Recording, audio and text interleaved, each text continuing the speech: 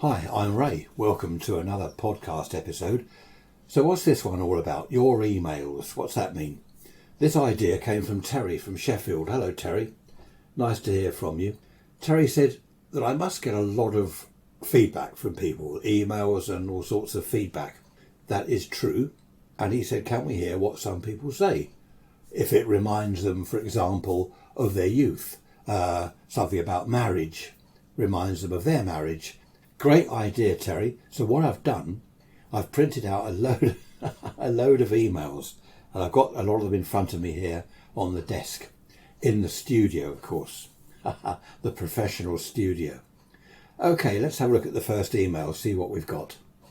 Okay, this one's from Mandy, and she's in Scotland. Hello, Mandy. Mandy recently got married. When her her boyfriend of 3 years, proposed to her, she was worried. She didn't want to say no. She was delighted. But she had a problem.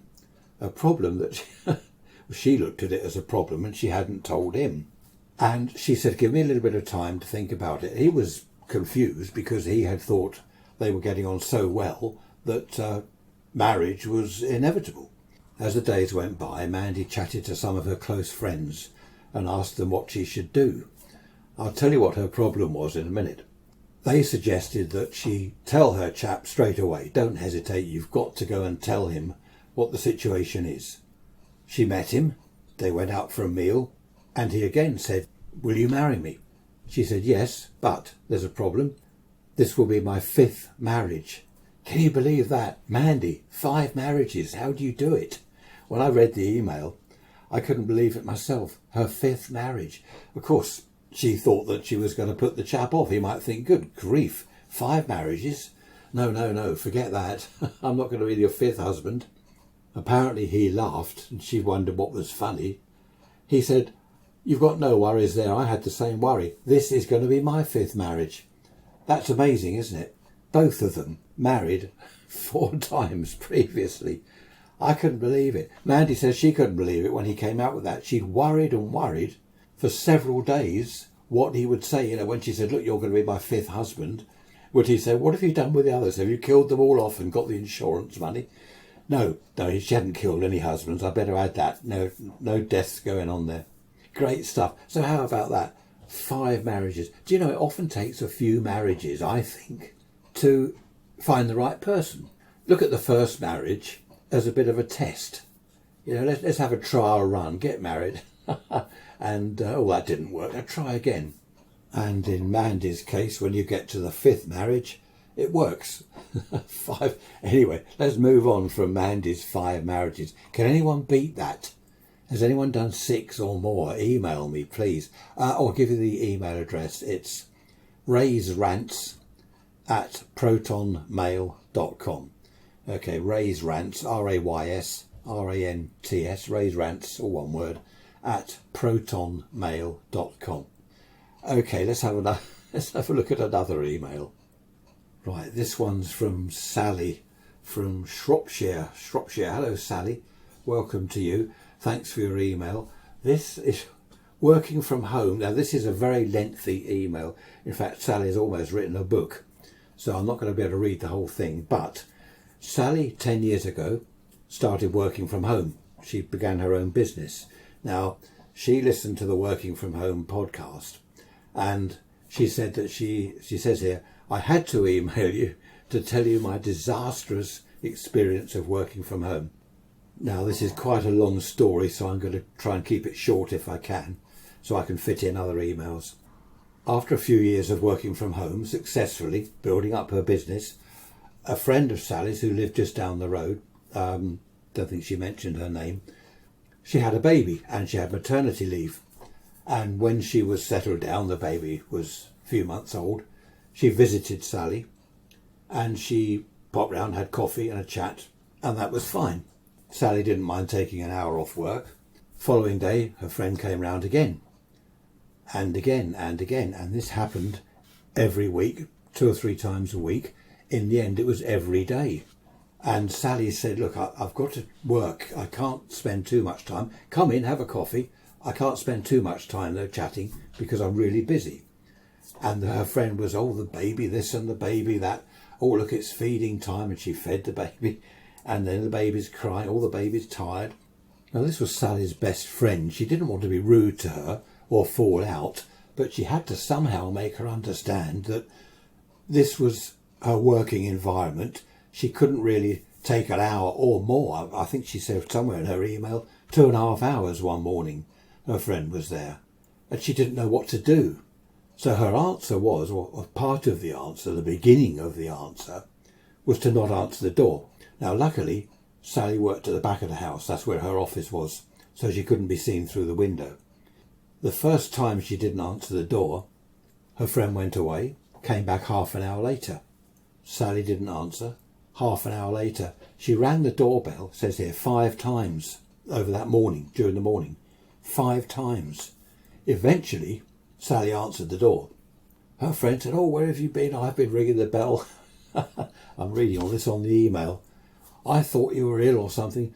Sally said, no, I was out. I had to go to a meeting. I mean, she lied. She doesn't like lying, she said, but she lied. What could she do? She's got to keep her friend out of it when she's trying to work. She did that 2 or 3 times, and it didn't really put her friend off. Her friend came round, kept ringing the doorbell, because she only lived down the road, kept coming back, ringing the doorbell again. In the end, Sally said, look, I'm doing video conferencing. Okay, sometimes I can't answer the door because I'm in the middle of a video conference. Other times I'm out meeting clients. I don't know what her business was. She doesn't say, but it was her office was at home. As I said, there's a lot more to it, but I'll cut it down. The crux of the matter is Sally emailed me because she did the very thing I mentioned in the podcast episode. In the end, she said to her friend, I no longer work from home. I've rented an office in town. And that solved the problem. Her friend obviously didn't ring the doorbell anymore. She thought she was away working somewhere. But what lengths to have to go to? This is the working from home episode, if you remember it. How people think, well, you're at home, you're not really working. I can go round for coffee. I can go and have a chat. But that's not a good idea. And a lot of people don't understand what the problem is. Let's move on. Early retirement. Do you remember that one? The podcast episode I did, early retirement. Jane has contacted me and she said that she retired. Her husband carried on working. She retired and she was really happy. She had her routine. I'm just looking at her. I'm just reading her email now. And she says things were fine. He'd go off to work. She had her routine, housework, blah, blah, blah. He came home at half five? Yeah, 5:30 he came home. Weekends together, perfect. He retired.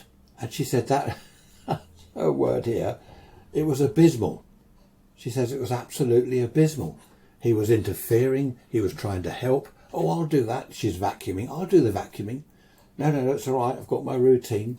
I'll put the washing out. I'll do this. I'll do that. He was trying to help, but he was always underfoot, as she put it. What did she put here? Always underfoot. Oh dear, poor chap. He was just trying to help. What happened in the end? Again, this is a long story, so I'll keep it short because I want to fit a lot of these emails in. Jane went and got a job. She went back to work and left her husband at home. And oh dear, they swapped roles. She went to work and he was retired. She said she could not stand it. I'll look at her email here. They were abysmal. Couldn't survive another day. She says divorce was looming. Goodness me, it wasn't that bad, surely. It seems to be that bad. She got a job, part-time job. I don't know what it was, and that solved the problem. So thank you for that, Jane. That's an interesting one. I like that. Right, the next one is from Brian. Hello, Brian. Thank you for your email, your contribution to this podcast episode. I have actually contacted each person and said, is it all right if I read out parts of your email? So I'm not just doing this without their permission. Right, this refers to do you remember the Village Life episode, Behind the Facade of Village Life? All sorts of things going on. I've just actually had to listen to that one again, just to remind myself what it was all about. Okay, Brian says he lived in a small village, still does, in a small village, hasn't said where, probably just as well to protect the innocent or the guilty. And he said he had an affair he was married and he had an affair with the postmistress. Now you imagine, don't you, postmistress sort of being an old lady like Miss Marple in the films, Miss Marple. Anyway, this postmistress was in her 30s apparently, and he had an affair with her, which was highly naughty. But he said that she egged him on. It was all her doing all the pushing and, oh, come on, let's go out for a drink somewhere. He finally ended that because he was married and he had kids and he didn't want to get involved in all that. He didn't want divorce and all that sort of thing. Sometime later, I don't know when, but sometime later, whether it's months or years, he had an affair with the girl that worked in the bank. Now, this must be going back a while, Brian, because banks in villages don't exist anymore. They close them all down, much to people's disappointment and anger. Anyway, he had an affair with the girl that worked in the bank. And again, Brian says it was all her doing. She kept coming on strong to him, and eventually he went out with her and they had a drink and whatever. And he ended that. Now, I don't know whether, Brian, is this true? Reading your email, I'm beginning to wonder. He then had a third affair. Oh, he says within 1 year. So these affairs were fairly close together, Brian. I don't know, is this true? Listen, he had a third affair, right, this time with the girl that worked in the sweet shop. I don't know, Brian, are you extremely good looking? Are you highly attractive, or do you drive a posh car or something? Why were they all attracted to you? Anyway, the girl in the sweet shop, that affair lasted for a long time. Doesn't say how long, it says a lot. Oh, hang on, read on a bit. Lasted 18 months. The point of Brian's email, I just skipped through to the end, is about this village life and the things that go on and the facade. Apparently the sweet shop girl, her father was the vicar. Now, do you remember me talking about that? You'll have to listen to the previous podcast. He was the vicar. His daughter works in the local sweet shop. She's having an affair with Brian, and apparently, Brian says, that he wasn't the first. She'd had affairs with several men. Now, I don't know what, Brian, you'll have to tell me which village this is, because I'd like to go and have a look and see these people. No, only joking. So he had this affair with the girl in the sweet shop. He goes on to say there were several other affairs that he had. He doesn't say with whom. Hang on, I hadn't read this bit, Brian. He says here, my wife also had several affairs with several men in the village. I don't know what sort of village that is. Mind you, reading on again, Brian is saying that he thinks all villages are the same.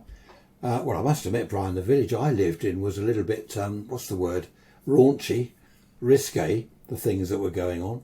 Thank you for that, Brian, and thank you for your permission for me to read that out and hopefully make people smile or cry. I don't know which.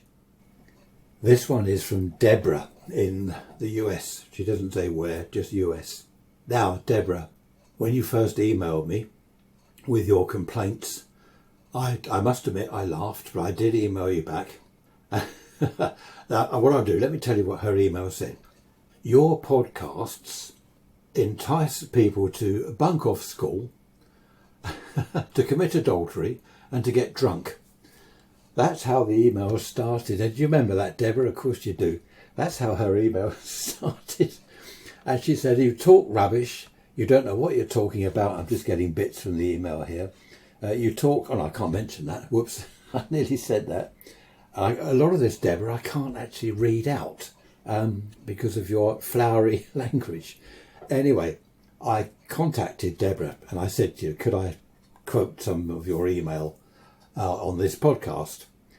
And she emailed back. She said, yes, you can. She said, I didn't mean any of that. I was in a bad mood and I took it out on you. Okay, Deborah, well, I hope you don't have too many bad moods. One of the funniest parts is she says here, I reckon you're one of these internet people who hide behind a fake identity. You're probably really an old man. Yeah, Deborah, I am an old man. I am an old man. I'm not pretending to be a teenager or something. I've got the wrong voice for that for a start.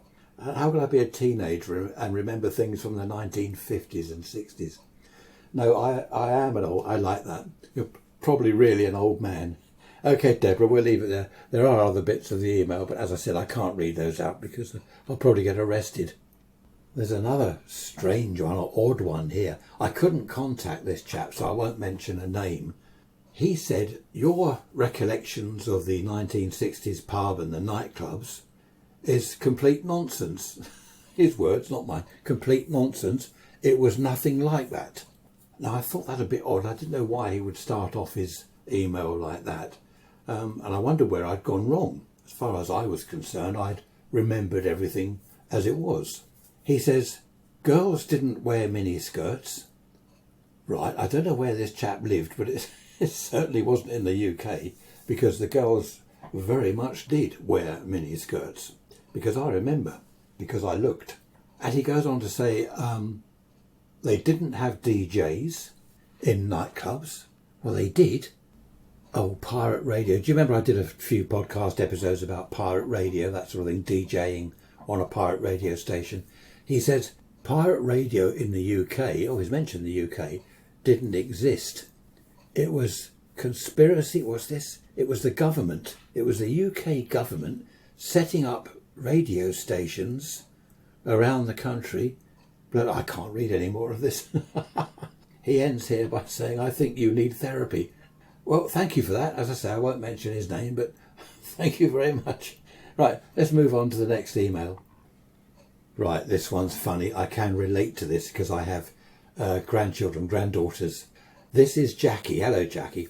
Jackie says that when she went to school many years ago, she hasn't put when, many years ago, wake up in the morning, have a wash, get dressed, have breakfast, brush her hair, grab her school satchel, as she's put it, remember the satchels, and off to school. Basically, that was the morning routine. Now, Jackie recently had her two granddaughters to stay, early teens they are, had them to stay for the week. They're just back to school, okay, so they had to bring all their school stuff with them. And she said, I'll just do this briefly, the morning routine, up out of bed into the bathroom, right, this is one at a time. An hour later, emerged from the bathroom. Why? Apparently they have to do their eyebrows. She says, I don't know what they do to their eyebrows, but she says when she went to school, she didn't do anything with her eyebrows. It was wash and brush her hair and that sort of thing. Eyebrows? Now, I've seen this, Jackie. My three granddaughters, their eyebrows, they spend hours. In fact, their mum said to me a little while ago, 2 hours one morning, one of them was spent doing her eyebrows. What do you do to your eyebrows? I know that some girls shave them off and then draw them on. I don't quite see the point of that, but anyway. She said that these two teenage girls, hour each in the bathroom, they must have got up pretty early. Breakfast, they sat at the table having their breakfast. Phone in one hand, thumb, click, click, click, click, you know, like they do, click, click on the screen. Not speaking to each other or her. Would anyone like orange juice? Silence. Would anyone like cornflakes? Would you like anything else? Silence. Eventually she said, look, it's 10 to 9 or whatever. The school wasn't too far away. They get up from the table, grab their bags and wander off. Oh, bye, she's saying. She's put here, bye, no response. Have a nice day, no response. They come back from school and flop onto the sofa, dump their stuff on the carpet, flop onto the sofa, thumb again, tick, tick, tick, tick, on the iPhones. She's saying, is that? She says, is this normal? Yes, it is, Jackie, because as I say, I've got granddaughters and that is perfectly normal. Quite a good description, actually. And Jackie says she's got all this, this started her thinking because of remember the school days episode I did? She listened to that and things, as she says, things were very, very different in those days. Right, coming to an end now, I think. Just got a few quick, almost one-liner type emails from people. One here, do you cut your own hair? No, I don't. Why would someone ask that? 2, what's this one? How tall are you? 6'2". I don't know why anyone would want to know my height. 3, what's this third one? I've written these down on one piece of paper. 3, what size shoes do you take? Who asks? I don't. These are separate emails from different people. I don't understand. Have you got a dog? No, I haven't got a dog or a cat. We've got tortoises, rabbits, and then squirrels in the garden, hedgehogs, no dogs. And someone's put here, why do you make podcasts about things that you obviously have no knowledge of? Not sure what that means. Of course I've got knowledge. I was there in the 50s. That's where my knowledge comes from. Why make podcasts about things you obviously have no knowledge of? I don't know. There's a few. Oh, there's one more here. What's the weather like where you are? I don't know. There was no name on that. Doesn't say where they're from. Just what's the weather like where you are? I don't know. Strange, isn't it? I've got a load more emails, but I think, where are we? 20 minutes? Over 20 minutes now. I think that's enough for now. I shall see you next Sunday. Look out for the next podcast episode. And if you've got any ideas or you want to say anything, if you want to tell me that I'm talking rubbish and I haven't got a clue what I'm doing, then by all means email me. It's Rants, or one word, Rants at protonmail.com. Rants at protonmail.com. Love to hear from you, and with your permission, I'll give you a mention. Thanks for listening. Bye-bye for now.